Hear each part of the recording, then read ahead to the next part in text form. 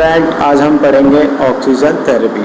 जैसा आपको इमेज में दिख रहा होगा, यहाँ पर ऑक्सीजन थेरेपी प्रोवाइड कराने के अलग अलग मेथड यहाँ पर यूज में लिए जाते हैं। ऑक्सीजन थेरेपी के लिए हमें सिंपल फेस मास्क यूज में लेना होता है, पार्शियल रिब्रीथिंग मास्क यूज में लेना होता है, और नॉन रिब्रीथिंग मास्क यूज में लेना होता है, और वेंटिलेटर मास्क यूज में लेना होता है। ऑक्सीजन थेरेपी प्रोवाइड कराने के अलग अलग मेथड होते हैं, अलग अलग प्रोटोकॉल यूज में लिए जाते हैं, जिससे पेशेंट की लाइफ सेविंग हो सकती है। और ऑक्सीजन थेरेपी के लिए हमें अलग अलग मेथड यूज में लेते हैं। ऑक्सीजन थेरेपी होती क्या है, इसके इंडिकेशंस क्या होते हैं और इसके मेथड क्या होते हैं, ये हम आज इस लेक्चर के अंदर पढ़ेंगे।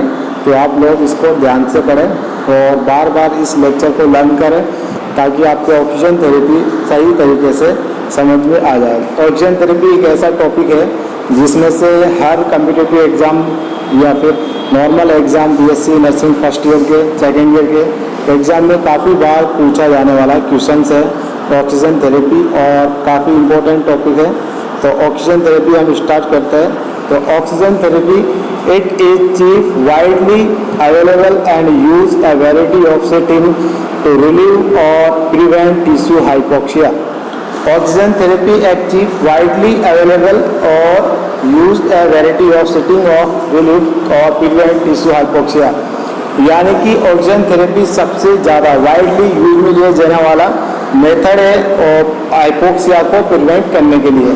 हाइपोक्सिया का मतलब क्या होता है, lack of oxygen in tissue. Tissue के अंदर ऑक्सीजन की कमी को हम हाइपोक्सिया बोलते हैं।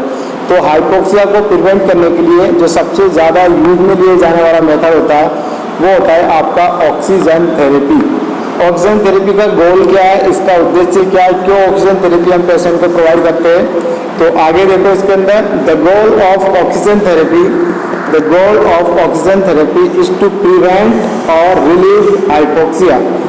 Oxygen is not substitute for other medication. जो ऑक्सीजन है, ये किसी भी प्रकार की मेडिकेशन का सब्स्टिट्यूट नहीं है। ऑक्सीजन को हम एज ए मेडिकेशन यूज में नहीं लेते हैं। अब इसका गोल क्या होता है ऑक्सीजन का, the goal of oxygen therapy is to prevent और रिलीव हाइपोक्सिया। और हाइपोक्सिया को ही प्रिवेंट करने के लिए क्या दिया जाता है, ऑक्सीजन थेरेपी। ऑक्सीजन थेरेपी क्यों दी जाती है, ताकि हम हाइपोक्सिया को प्रिवेंट कर सके। ऑक्सीजन की कमी जो आ रही है शरीर के अंदर, बॉडी के अंदर जो ऑक्सीजन की कमी आ रही है, उस कमी को हम दूर कर सकते हैं, यानी हमारे ब्रेन को ऑक्सीजन सप्लाई हम जल्द से जल्द दे सके, ताकि ब्रेन जो है हमारा डेड होने से बच जाए, उसको डेड होने से, डेथ होने से बचा सके। इसके लिए हम ऑक्सीजन थेरेपी पेशेंट को जल्द से जल्द प्रोवाइड कराते हैं। नेक्स्ट इसके अंदर देखते हैं हम मेथड, कौन कौन से मेथड होते हैं जो ऑक्सीजन एडमिनिस्ट्रेशन करते हैं, या कौन कौन से मेथड के द्वारा हम एक पेशेंट के अंदर, हॉस्पिटल के अंदर हम या फिर होम पर ऑक्सीजन प्रोवाइड करा सकते हैं। तो फर्स्ट इसके अंदर आता है oxygen by nasal catheter. Nasal catheter के द्वारा ऑक्सीजन प्रोवाइड करना। अब नेजल कैथेटर के द्वारा ऑक्सीजन कैसे प्रोवाइड करते हैं वो देखो, the nasal catheter is insert into the nostril. Nasal catheter को कहाँ पर इंसर्ट करते हैं, नोस्ट्रिल के अंदर नेजल कैथेटर को इंसर्ट करते हैं। और nasal catheter does not interfere with the patient freedom to eat, to talk और move in the bed. Nasal catheter का एडवांटेज क्या है, इसके फायदे क्या है, इसके एडवांटेज देखो। नेजल कैथेटर अगर किसी पेशेंट के लगा हुआ है तो वो किसी प्रकार का इंटरफेयर नहीं करेगा, उसके फ्रीडम के अंदर वो आराम से पेशेंट खाना खा सकता है, वो बातचीत कर सकता है और बेड से मूव कर सकता है, यानी बेड से वो उतर सकता है, मुंह हिल सकता है। तो ये इसके एडवांटेज है नेजल कैथेटर के। नेजल कैथेटर क्या है, nasal catheter does not interfere with the patient freedom. Patient के फ्रीडम के अंदर टू ईट और टू टॉक और मूव इन द बेड के अंदर नेजल कैथेटर इंटरफेयर नहीं करता। पेशेंट चाहे तो खाना खा सकता है, पेशेंट चाहे तो बात कर सकता है, पेशेंट चाहे तो बेड से मूव कर सकता है। एक पेशेंट जिसको नेजल कैथेटर लगा हुआ है। नेजल कैथेटर में इंपॉर्टेंट क्वेश्चन पूछा जाने वाला क्वेश्चन होता है इसकी फ्लो रेट। नेजल कैथेटर की फ्लो रेट होती है 1 से 4 लीटर पर लीटर। हम 1 से 4 लीटर पर मिनट हम पेशेंट को प्रोवाइड कराते हैं, ऑक्सीजन प्रोवाइड करते हैं। अगर इसकी कंसंट्रेशन की बात की जाए, पेशेंट को कितना कंसंट्रेशन प्राप्त होता है ऑक्सीजन का नेजल कैथेटर से, तो वो होता है 22 to 30% ऑफ ऑक्सीजन। 30% 22 से 30% तक ऑक्सीजन कंसंट्रेशन होती है जो प्राप्त होती है किससे, नेजल कैथेटर से।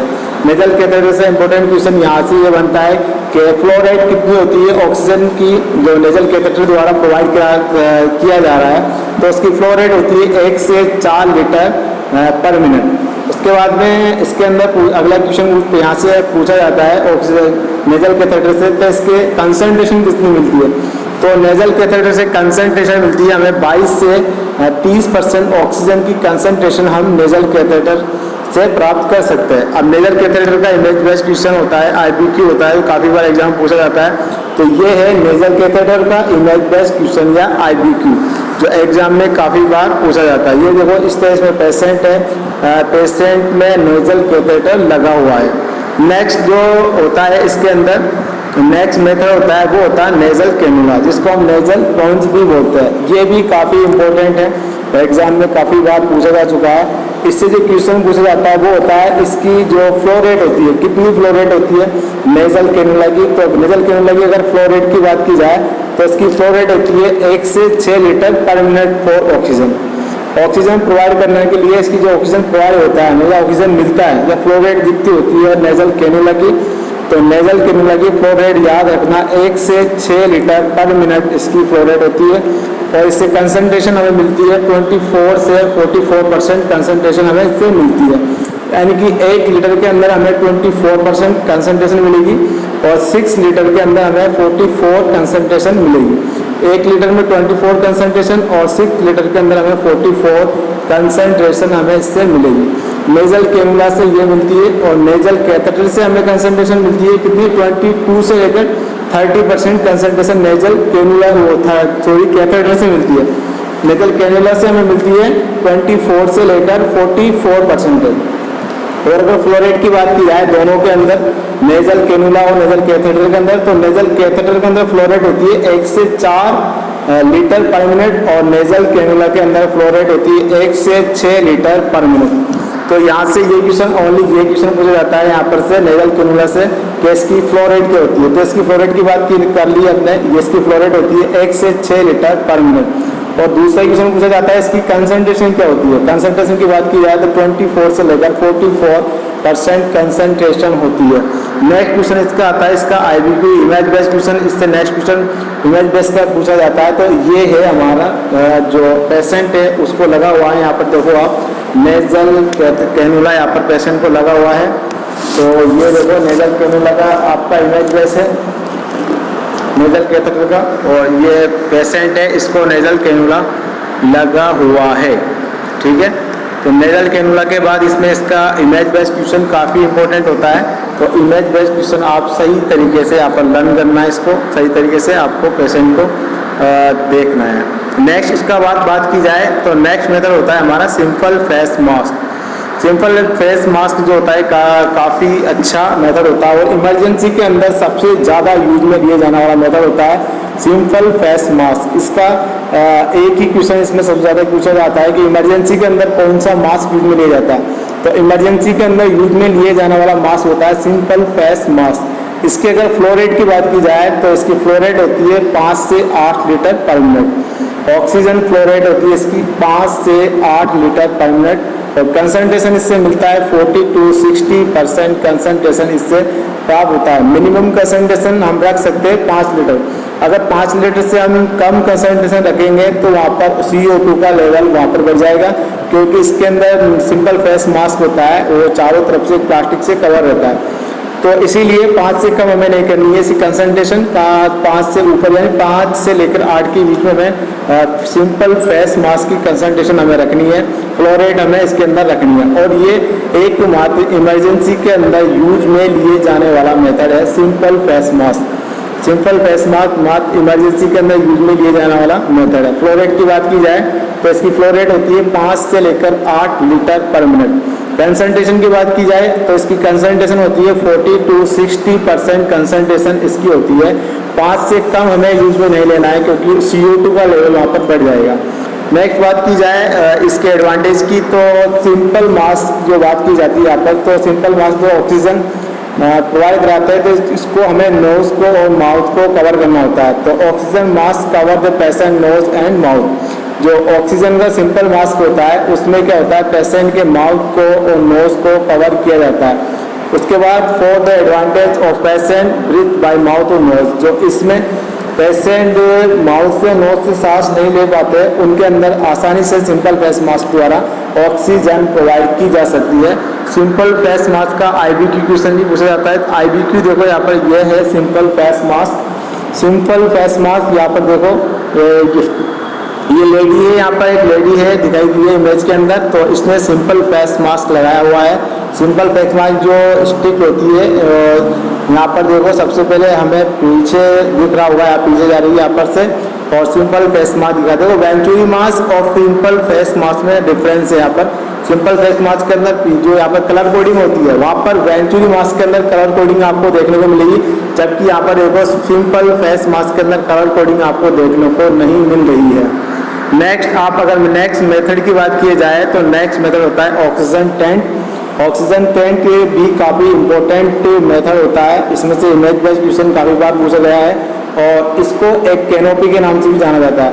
तो ये क्वेश्चन काफ़ी बार पूछा गया है कि ऑक्सीजन टेंट का अदर नेम क्या है, तो ऑक्सीजन टेंट का अदर नेम है कैनोपी। तो ऑक्सीजन टेंट का अदर नेम है कैनोपी। तो ऑक्सीजन टेंट के अंदर हम पढ़ते हैं oxygen tent consist of A canopy over the patient bed that may cover the patient fully or partially and it is connected oxygen supply of oxygen. बात की जाए ऑक्सीजन टेंट की तो ऑक्सीजन टेंट को कैनोपी भी कहा जाता है। इसके अंदर पेशेंट को अगर आप देखते हो तो पेशेंट के अंदर इसके अंदर ऑक्सीजन टेंट के अंदर पेशेंट को या तो पेशेंट को पूरा कवर किया जाता है, बेड के ऊपर चारों तरफ से कैनोपी लगा दी जाती है, चारों तरफ से उसको कवर कर दिया जाता है, लास्ट प्लास्टिक की एक शीट होती है उससे कवर कर दिया जाता है, या तो पेशेंट को फुल्ली कवर किया जाता है या इसके अंदर पेशेंट को पार्शली कवर किया जाता है। और कवर करने के बाद क्या होता है, इसको पेशेंट को ऑक्सीजन कनेक्टर से कनेक्ट कर दिया जाता है कैनोपी को। ऑक्सीजन जो बेड होता है वहाँ पर ऑक्सीजन कनेक्टर होता है, तो उससे कैनोपी को कनेक्ट कर दिया जाता है ऑक्सीजन टेंट के अंदर।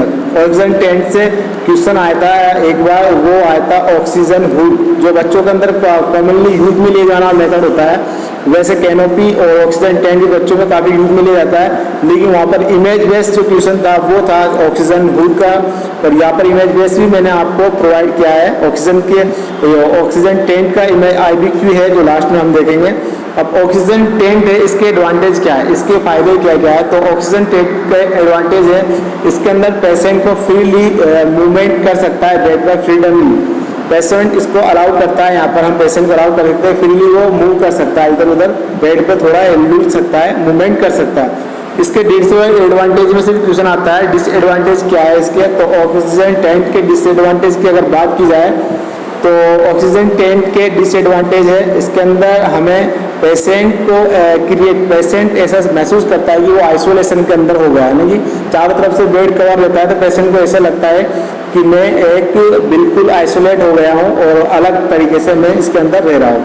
दूसरा, इसके अंदर हाई ऑक्सीजन की आवश्यकता होती है, ऑक्सीजन ज़्यादा ऑक्सीजन की आवश्यकता होती है, इसीलिए वहाँ पर फायर के चांस होते हैं, आग लगने के चांस बहुत ज़्यादा होते हैं पेशेंट को, जिसको वहाँ पर ऑक्सीजन टेंट द्वारा ऑक्सीजन प्रोवाइड की जा रही है, क्योंकि वहाँ पर जो ऑक्सीजन होती है काफ़ी ज़्यादा ऑक्सीजन की ज़रूरत होती है, हाई फ्लो वॉल्यूम ऑक्सीजन की आवश्यकता होती है, और यहाँ पर पेशेंट को और बेड को काफ़ी नुकसान हो सकता है फायर का, क्योंकि ऑक्सीजन सप्लाई ज़्यादा होता है और ऑक्सीजन जो होती है वो इन्फ्लेमेबल होती है, मतलब ऑक्सीजन के अंदर आग जल्दी लग सकती है।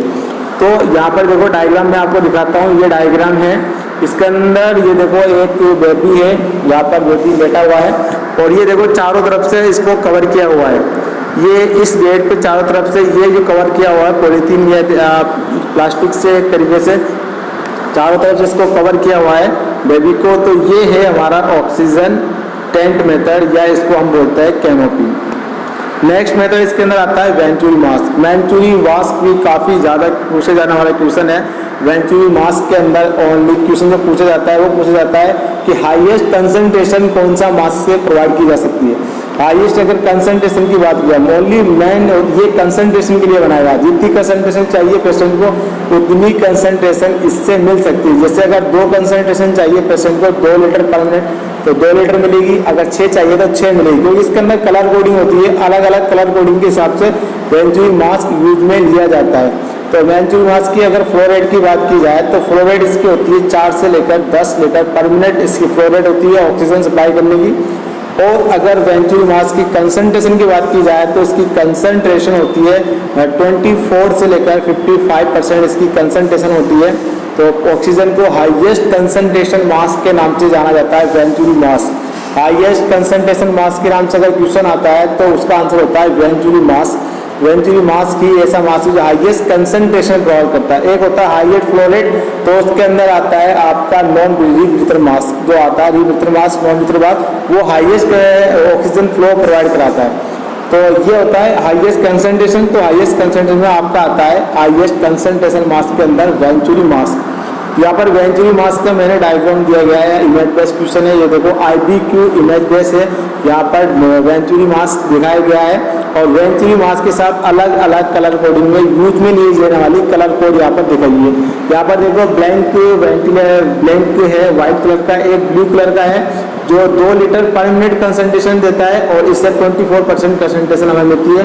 और ब्लू कलर की फ्लो रेट होती है 2 लीटर पर मिनट। काफी बार पूछा जाने वाला क्वेश्चन है वेंचुरी मास के अंदर ब्लू कलर की फ्लो रेट कितनी होती है। तो ब्लू कलर की फ्लो रेट होती है यहाँ पर 2 लीटर पर मिनट। उसके बाद पूछते हैं व्हाइट कलर की, तो व्हाइट कलर की होती है 4 लीटर पर मिनट और कंसंट्रेशन होती है इसकी 28%। उसके बाद में ऑरेंज है 31 6 लीटर और येलो कलर 35 8 लीटर 10 लीटर 40% और 15 लीटर 60%। ग्रीन कलर का भी काफ़ी बार क्वेश्चन पूछा गया है वेंचुरी मास के अंदर ग्रीन कलर की फ्लो रेट कितनी होती है, तो वो होती है आपकी 15 लीटर पर मिनट और 60% कंसंट्रेशन इससे मिलती है। तो कलर कोडिंग का आपको विशेष ध्यान रखना है। यहाँ पर वेंचुरी मास आप पेशेंट के अंदर यूज में ले रहे हो तो कलर कोडिंग के हिसाब से। एक और बात याद रखना, अगर पेशेंट COPD का है, कोरोनरी आर्टरी ऑब्स्ट्रक्शन वाली डिजीज होती है, कोरोनरी पल्मोनरी डिजीज होती है, COPD वाला पेशेंट होता है, तो उसके अंदर COPD वाले पेशेंट के अंदर 2 लीटर कंसंट्रेशन ही हमें देनी होती है। 2 लीटर पर मिनट ऑक्सीजन